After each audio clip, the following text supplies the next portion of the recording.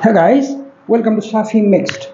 In this video, I want to solve a problem related to kinematics of particles. This is important because the solution of this problem will help you to solve several related exercises in kinematics of particles. And on the other hand, this problem will enable you to solve multiple choice questions in entry tests and other such short time exams. So first let us read the statement of the problem. A body dropped from race falls half its total path in the last second before it strikes the ground. From what height was it dropped? Okay, that means we need to find the total height of flight. So I can picture the problem like this. We drop a particle from this height, right? And let's say this is the ground. So this total height is h as given in the statement. And then let me divide the total height into two halves. This is h divided by 2 and this is h divided by 2.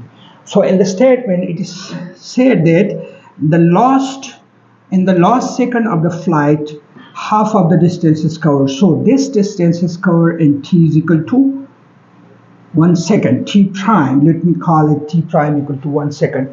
Now let the total time of flight from this point to this point be t.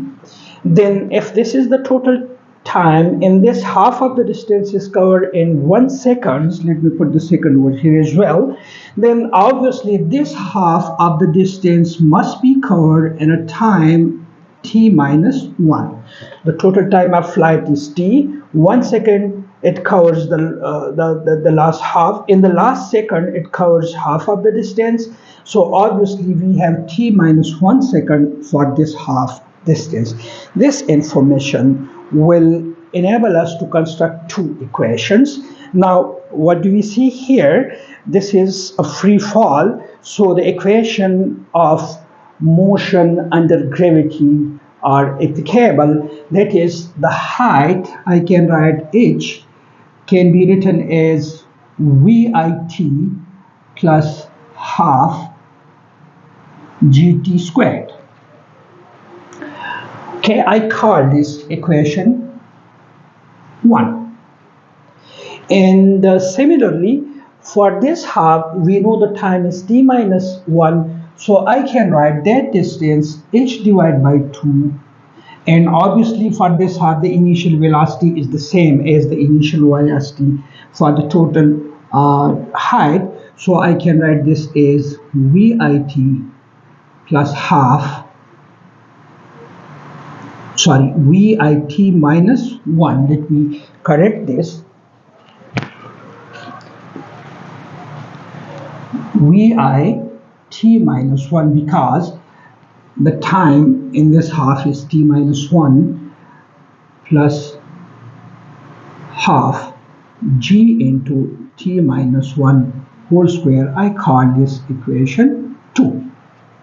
Now, according to the statement of the problem, the particle is dropped, which tells us that the initial velocity is equal to 0. So if I put the initial velocity equal to 0 in equation 1, it gives me h equals, this is 0, I just write half g t squared. I call this equation 3. And since same as the initial velocity for this equation as the initial velocity in this equation, therefore I set this initial velocity to 0 as well. So this is what we get from equation 1. Right? And now equation 2 implies that if I set vit equal to 0, I can write h divided by 2 equals half g t minus 1 squared. I can drop the division of 2 on both sides, so it allows me to write h equals g into t minus 1 whole squared, and I call this equation 4. Now, the left sides of equation 3 and equation 4 gives the same height, so I can compare the two results on the right side, and I can write half gt squared should be equal to g into t minus 1 squared.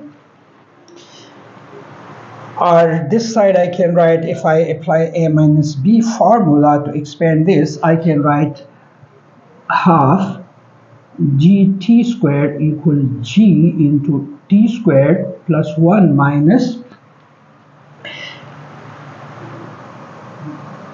2t. One more thing that I can do even at this position, I can cancel g on both sides. So it allows me to write, let me write the rest of it over here. I can write, okay, one thing more, I take this thing to this side first and then invert the whole equation. So I first write this side, it is t squared plus 1 minus 2t, and then I shift this one, it will become half t squared and the whole of it equal to 0. So t squared minus half t squared is half t, so I write this as t squared divided by 2 minus 2t plus 1 equals 0. Or I can multiply the whole with 2 to write it into this form, t squared minus 4t plus 2 equals 0. And this is obviously now quadratic equation. We can find the roots for this. And using the root equation for quadratic equation, I can write t minus b. Here b is minus 4, so it will become 4 plus minus b squared. It will become 16 minus 4 times a is 1 and c is 2, 4 times 2, so it would just become 8 divided by 2. This would give me 8, and 8 can be written as 2 square root 2, so I can write this as 4 plus minus 2 square root 2, the whole divided by 2. Or I can write this, let me write this now here,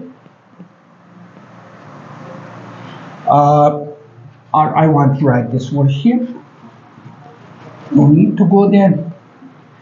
So I can write the time of flight t equals 2 into 2 plus minus square root 2, the whole divided by 2. I can cancel this 2 with this, and I get 2 plus minus square root 2. So we have two values for the total time of flight. And which one is the correct one? Which one should we use? For that, we need to use our intuition. Since we have given that in 1 second the body covers this much distance, therefore the total time of flight must be greater than 1 second. And if I count the minus sign, since we know that square root 2 is greater than 1, it is something like 1 point something. I don't remember the correct value, but I just know that it is greater than 1. Then 2 minus square root 2 would definitely give me lesser than 1. Since this is greater than 1, 2 minus 2 would be lesser than 1.